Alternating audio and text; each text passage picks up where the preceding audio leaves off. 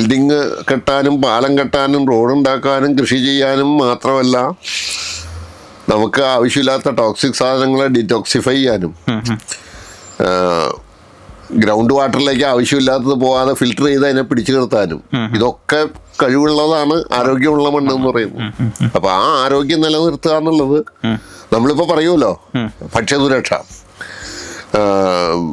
എന്താണ് പോഷക സുരക്ഷ, ഊർജ സുരക്ഷ, ജലസുരക്ഷ, നിങ്ങൾ എന്ത് സുരക്ഷ എടുത്താലും മണ്ണ് സുരക്ഷ ഇല്ലെങ്കിൽ ഈ ഒരു സുരക്ഷയും നിങ്ങൾക്ക് സസ്റ്റെയിൻ ചെയ്ത് കൊണ്ടുപോകാൻ ഒക്കത്തില്ല. മണ്ണാണ് ഇതിന് മുഴുവനും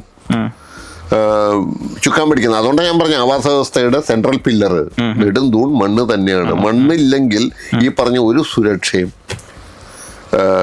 പ്രാക്ടിക്കലായിട്ട് കൊണ്ടുപോകാൻ ബുദ്ധിമുട്ടാണ്. ഇപ്പം നമ്മൾ കേരളത്തിലെ സോയിൽസിനെ ഒരു 1 to 10 ഒരു സ്കെയിലിൽ റേറ്റ് ചെയ്യുകയാണെങ്കിൽ നമ്മുടെ സോയിലിനെ സാർ ഇങ്ങനെ റേറ്റ് ചെയ്യും, എന്ത് മാർക്ക് കൊടുക്കും? കേരളത്തെ സോയിലും മെജോറിറ്റിയും ബിലോ ആവറേജാണ് കിടക്കുന്നത്. ഒരു 5 താഴെ കൊടുക്കാൻ പറ്റുള്ളൂ. അപ്പൊ സോയിൽ ടു സോയിൽ ഈ വേരിയേഷൻ ഉണ്ടെങ്കിൽ പോലും ഓവറോൾ പെർഫോമൻസ് വരുമ്പോൾ നമ്മൾ ഒരുപാട് കാര്യങ്ങൾ ഈ മണ്ണിന്റെ പ്രൊഡക്ടിവിറ്റി കൂട്ടണമെങ്കിൽ ഇനിയും ചെയ്യാനുണ്ട്. Below average soil. അതെ, അതിന് കാരണം എന്ന് പറഞ്ഞു കഴിഞ്ഞാൽ അതിനുള്ള അവബോധം കൃഷിക്കാർക്ക് ഉണ്ടാക്കുന്നില്ല. ഇനി അഥവാ ഉണ്ടായാൽ തന്നെ അതിന് വേണ്ട അന്തരീക്ഷം അവനില്ല.